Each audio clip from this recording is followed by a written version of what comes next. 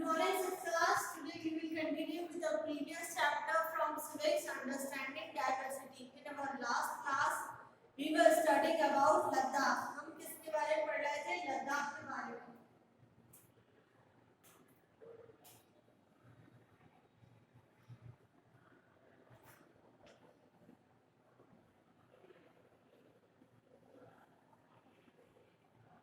हम पढ़ रहे थे लद्दाख के बारे में. लद्दाख जो है वो बहुत ही कोल्ड प्लेस है. लद्दाख जो है वो जम्मू एंड कश्मीर का एरिया है और बहुत ही कोल्ड प्लेस है. वहाँ पर वहाँ का एटमॉस्फेयर जो है वो बहुत ही कोल्ड रहता है और वो बहुत वहाँ पे कंडीशंस जो है वो बहुत ज़्यादा हार्श हैं. इसके बाद भी लद्दाख जो है वो एक डेस्टिनेशन है. वो एक डेस्टिनेशन है किसके लिए? ट्रेडर्स के लिए. वो एक डेस्टिनेशन है ट्रेडर्स के लिए. आज के ज़माने में भी और पुराने ज़माने में भी वहाँ पर बहुत ही अच्छा ट्रेड हुआ करता था.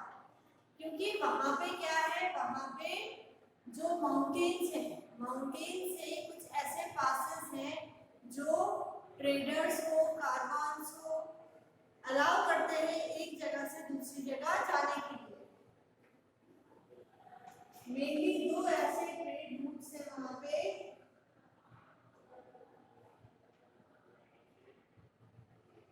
एक तो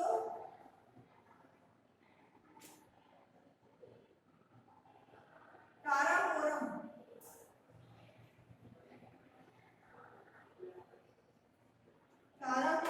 और जोजिला.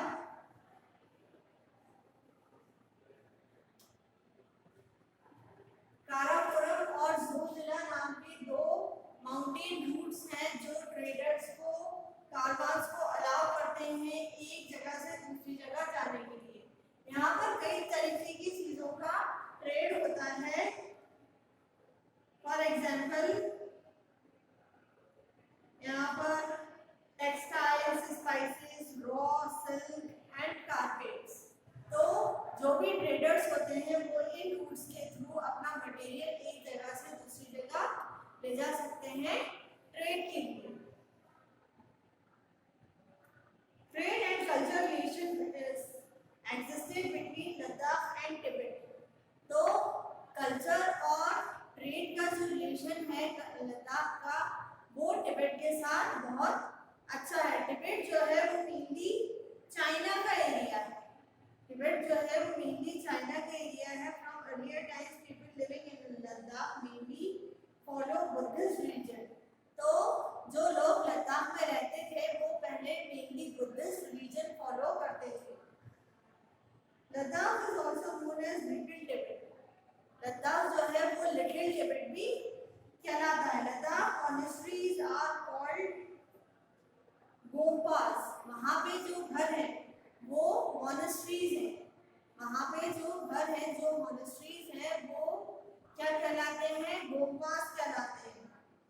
दी gompas are famous all over the world. और ये गोम्पास जो है, वहाँ की जो मॉनेस्ट्रीज है, जो गोम्पास है वो पूरे वर्ल्ड में फेमस है. People from different states visit this large and most beautiful monastery from all over world.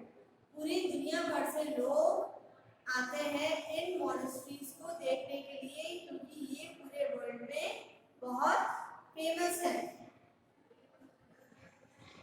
There is a good number of Muslim population living here. यहाँ पर जो है मुस्लिम पॉपुलेशन भी काफी अच्छी है. Islam was introduced there more than 400 years ago. यहाँ पर जो इस्लाम है वो 400 साल पहले इंट्रोड्यूस हो चुका है. They are part of rich Ladakh culture. और जो मुस्लिम्स है वहाँ पे वो लद्दाख के कल्चर का एक बहुत इम्पोर्टेंट पार्ट है.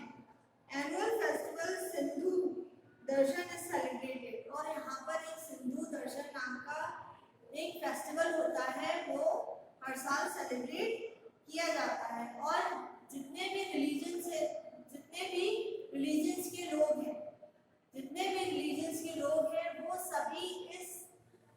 फेस्टिवल में पार्टिसिपेट करते हैं और इसे सेलिब्रेट करते हैं। People from other countries enjoy this show every year. और कई दूसरी कंट्रीज के लोग भी इस शो को एंजॉय करने आते हैं। Ladakh also has a very rich tradition of songs and poems. यहाँ पर songs और poems का भी ट्रेडिशन है। Tibetan national epic the Kesar saga, यहाँ पर एक सॉन्ग है केसर saga is popular among the local people, जो वहाँ के लोगों के बीच में बहुत पॉपुलर है। It is performed and sung by both the followers of Muslim and Buddhist religion. और ये सॉन्ग जो है वो दोनों ही रिलीजन्स, बुद्धिस्ट भी और मुस्लिम भी इस सॉन्ग को गाते हैं और एंजॉय करते हैं। The people of Ladakh are strong and well built. वहाँ के जो लोग हैं वो बहुत मजबूत हैं और उनकी लाइफ जो है वो बहुत ही स्ट्रॉन्ग है। उनकी जो इकोनॉमिक कंडीशंस है वो भी बहुत अच्छी है। They face a lot of difficulties but still survive with great colors. वो बहुत सी मुश्किलें देखते हैं मगर उसके बाद भी अपनी लाइफ के कलर्स को वो एंजॉय करते हैं। Next is Kerala.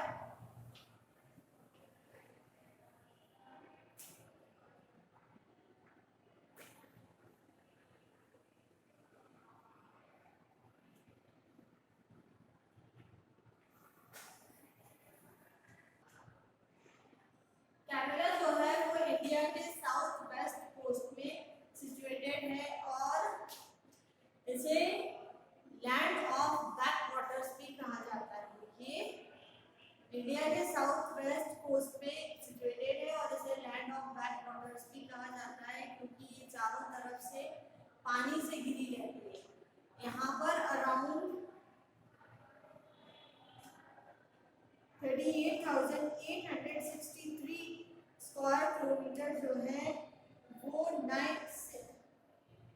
और एरिया जो है इसका 38,863 स्क्वायर किलोमीटर एरिया जो है वो वाटर से कवर्ड रहता है और 590 kilometres sunrise from west coastline of the Arabian sea. Arabian sea की कोस्टलाइन का जो फॉर्म है वो 590 किलोमीटर्स तक यहाँ फैला रहता है। The state of Kerala derived its name from Kara. जो केरला स्टेट है उसको अपना नाम कहाँ से मिला? कारा।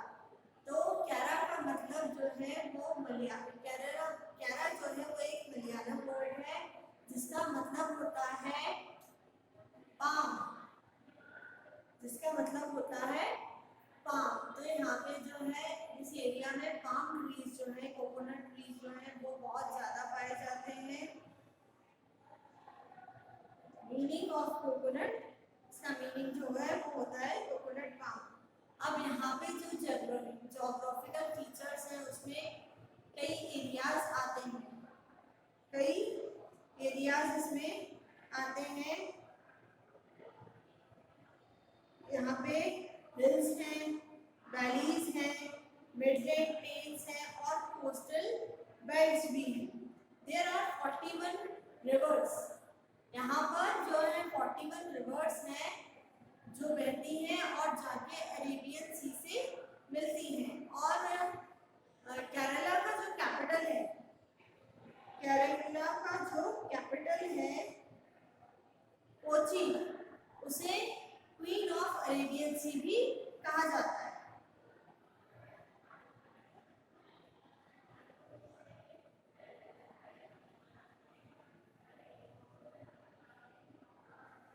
The area available for cultivation in Kerala is about 74%. यहाँ पर जो कल्टीवेशन के लिए एरिया है वो अराउंड 74% है। यहाँ पर जो मेन प्रोडक्शन होता है कोकोनट का होता है, रबर का होता है, पेपर का होता है, कार्डेमम मतलब क्या होता है?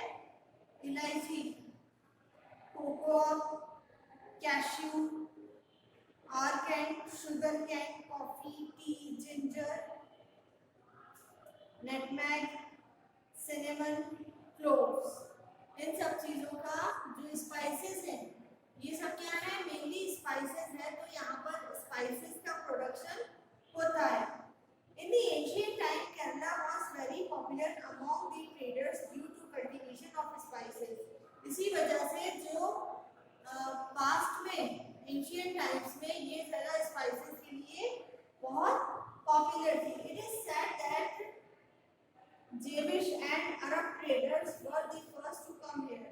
यहाँ पर सबसे पहले जेविश और अरब ट्रेडर्स आते थे।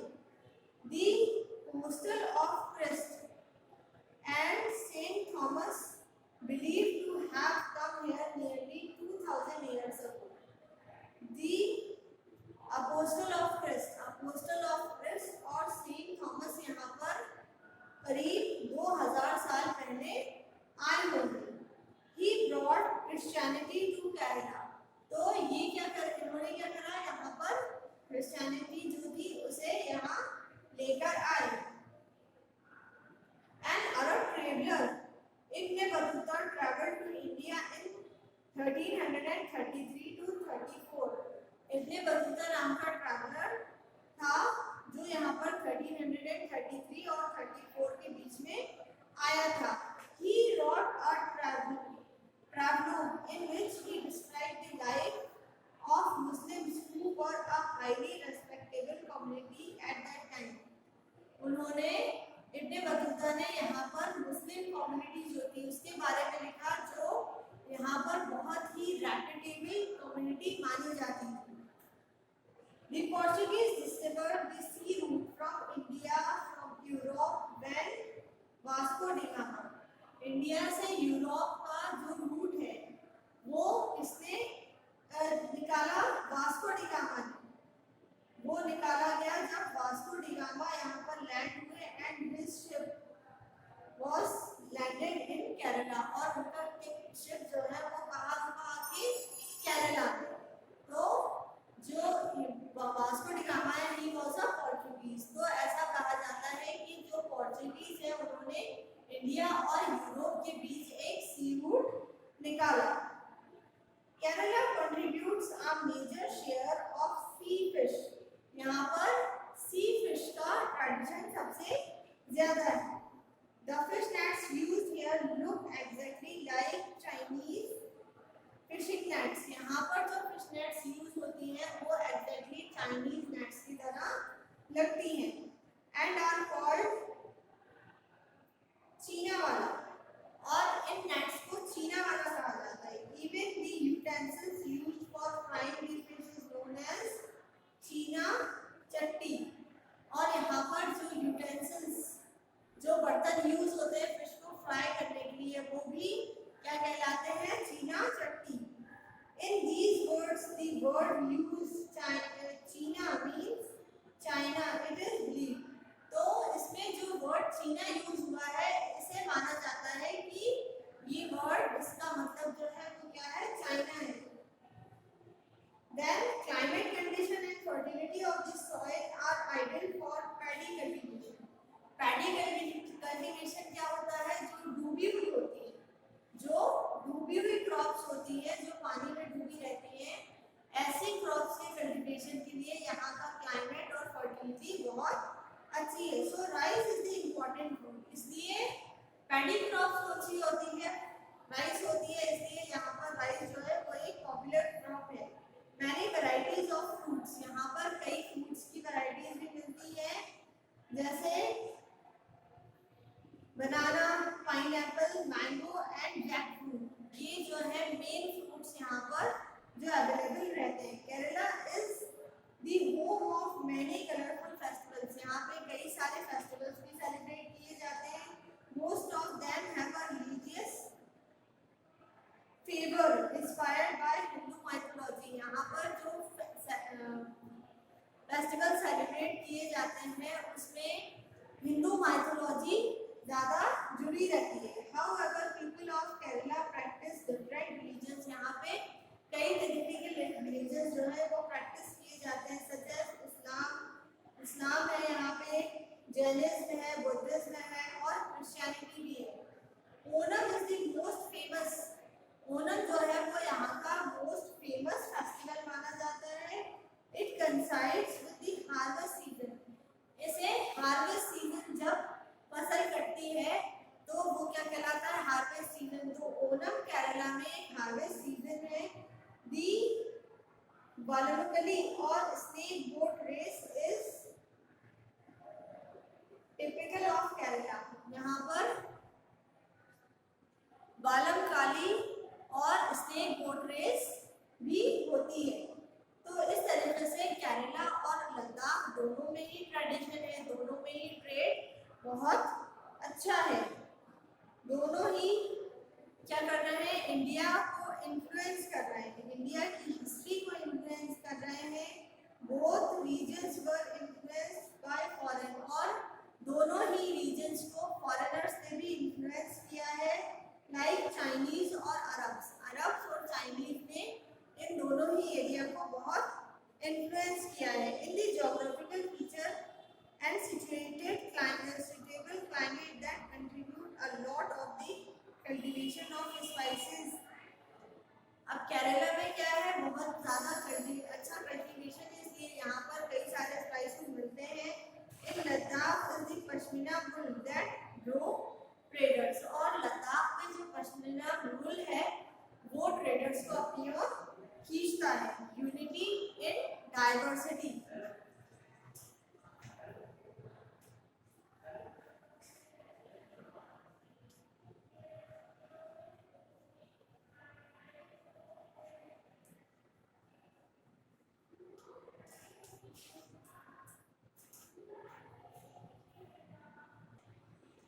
इंडिया में बहुत ज़्यादा डाइवर्सिटी पाई जाती है। यहाँ पर अलग अलग रिलीजन्स हैं, अलग अलग स्टेट्स हैं, अलग अलग स्टेट्स के लोग अलग अलग हैं। जो अलग अलग स्टेट्स हैं वहाँ पे अलग अलग लोग हैं। हर एक कंट्री का, हर एक सोसाइटी का, हर एक कंट्री का, हर रिलीजन का, सभी के अपने अपने बिलीव्स हैं, सबके अपने अपने फेथ हैं, बिलीफ हैं, और सभी एक अलग नजर से इस दुनिया को देखते हैं। सभी अलग नजर से इस दुनिया को देखते हैं, और यहाँ पर अलग अलग टाइप का लिटरेचर है, अलग अलग टाइप का लिटरेचर है। मगर इन सब चीजों के बावजूद भी इंडिया जो है वो एक नेशन कहलाता है। यहाँ का जो कल्चर है वो एक कहलाता है। यहाँ पे डाइवर्सिटी तो बहुत मिलती है, कल्चर में, कस्टम्स में, सबके अलग अलग है, मगर इन सब चीज़ों के बावजूद भी इंडिया जो है वो एक कंट्री कहलाता है। और ये सब जितने भी अलग अलग डाइवर्सिटी हैं, यहाँ पर अलग अलग लोग हैं, वो सब एक दूसरे से फिर भी जुड़े हुए हैं। अब जब ब्रिटिशर्स आए इंडिया में तो उन्होंने क्या सोचा कि उन्होंने इंडिया पे रूल करना शुरू करा, इंडिया में रूल करना शुरू करा, और उन्होंने ये सोचा कि हम इन्हें तोड़ के अलग कर सकते हैं, और यहाँ पर और वक्त तक हम क्या कर सकते हैं, रूल कर सकते हैं। मगर जो इंडियंस हैं, जो इंडियन हैं, जो इंडिया के लोग हैं, उन्होंने ये चीज़ बता दी कि हमारा कस्टम्स, हमारे रिलीजन्स भले ही अलग अलग हो, हमारे कस्टम्स, हमारे रिलीजन्स, ये सब भले ही अलग अलग हो, मगर हम सब एकजुट हैं और एक साथ में एक यूनियन है। ऐसे ही जब जलियांवाला बाग मैसेकर हुआ तो वहाँ पे क्या किया गया कि जो जनरल डायर थे उन्होंने वहाँ पर ओपन फायर करवा दी। तो अब वहाँ पर क्या था कि लोग इकट्ठा हुए थे ब्रिटिशर्स के अगेंस्ट वहाँ पर इकट्ठा हुए थे। तो उन लोगों में कौन थे, मुस्लिम्स भी थे, हिंदूज भी थे, सिख भी थे, सभी लोग थे, सभी रीजन के लोग वहाँ पर थे, और वहाँ पर वुमेन्स भी थी, मैन भी थे, सभी थे, और ये सब एक साथ मिलकर ब्रिटिश रूल के अगेंस्ट, ये सब एक साथ मिलकर ब्रिटिश रूल्स के अगेंस्ट या और ब्रिटिशर्स के अगेंस्ट खड़े हुए थे। और इसमें से कई लोग ऐसे भी थे जो जेल गए, इनकी वजह से कई लोग ऐसे भी थे जो जेल गए, मगर यूनिटी जो है वो खत्म नहीं हुई। फॉर एग्जाम्पल हम देखें, जैसे सुरेंद्र बनर्जी जो थे वो सुरेंद्रनाथ बनर्जी जो थे वो कौन थे? वो एक बंगाली थे। वहीं गोखले एक मराठी थे, गांधी जी गुजराती थे और राजगोपालचारी ये तमिलनाडु से बिलोंग करते थे। We instinctive think of them as leaders of our national movement, और इन सभी ने हमारे नेशनल मूवमेंट में, हमारे फ्रीडम के जो नेशनल मूवमेंट था उसमें एज अ लीडर काम किया। They were not the leaders of their party particular community, वो सिर्फ अपनी कम्युनिटी के लीडर नहीं थे। They came from various parts of the country, वो इंडिया के कंट्री की अलग अलग पार्ट से आए थे, अलग अलग लैंग्वेजेस बोलते थे, मगर उन सबका मकसद क्या था? एक ही था कि वो इंडिया को उसकी फ्रीडम दिलवाएं। और 20th सेंचुरी में जो डाइवर्सिटी थी उसमें और भी ज्यादा चेंजेस आ गए। Poem written by writers from different parts become symbol of unity, अलग अलग राइटर्स ने अलग अलग सॉन्ग्स लिखे, पोएम्स लिखी, जो हमारी यूनिटी को, जो जिससे हमारी यूनिटी शो होती है। जैसे सारे जहां से अच्छा वाज रिटन बाय इकबाल, जो इकबाल राइटर थे उन्होंने सारे जहां से अच्छा लिखा, और ये लिखा कौन सी लैंग्वेज में लिखा गया था? उर्दू में। And Jana Gana Mana Indian national anthem by Tagore in Bengali, Tagore कौन थे? बंगाली थे, और उन्होंने कौन सा लिखा? जन गण मन। But all Indians accepted them and expressed there national feeling, मगर सभी इंडियंस ने इन्हें एक्सेप्ट किया और अपनी नेशनल फीलिंग्स को एक्सप्रेस किया। अब जब जो जवाहरलाल नेहरू थे उन्होंने एक बुक लिखी, discovery of India.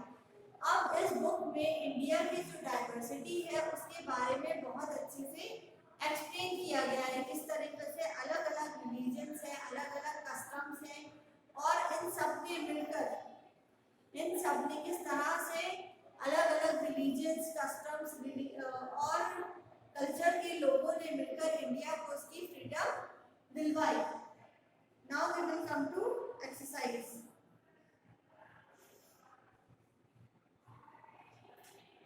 Who wrote the famous book The Discovery of India?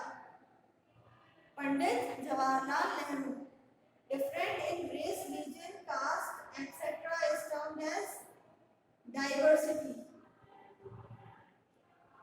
Which of the following state has the highest literacy rate? सबसे ज्यादा literacy rate कहाँ पे पाया जाता है? केरला में। The saffron color in the national flag stands for, saffron color जो है वो क्या किस लिए यूज होता है? क्या है उसका सिंबल? क्या सिंबलाइज करता है? sacrifice. The main principle of Buddhism are right speech, right action, and right choice. It's both A and B, right speech and right action. Basically, we dash are one. We Indians are one. Inequality arose in India past as a result of caste system. The majority of Indians are dash with a large minority of dash Hindus and Muslims. Dash is part of beautiful state of Jammu and Kashmir, Ladakh. Pashmina wool is dash and dash use one to the Ladakh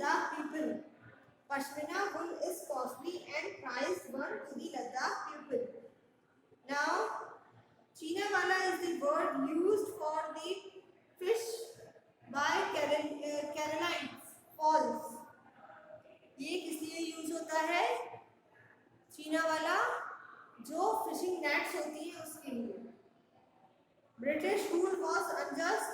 True. Diversity adds beauty to our country, to our culture.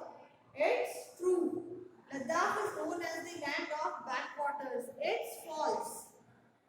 Now, system that was irreversible in ancient India, that is caste. Land of many religions, languages, dresses, etc. India. Indian part that has a coastal belt, Kerala. The coldest region of India, Ladakh. River flowing through Ladakh, it's Indus.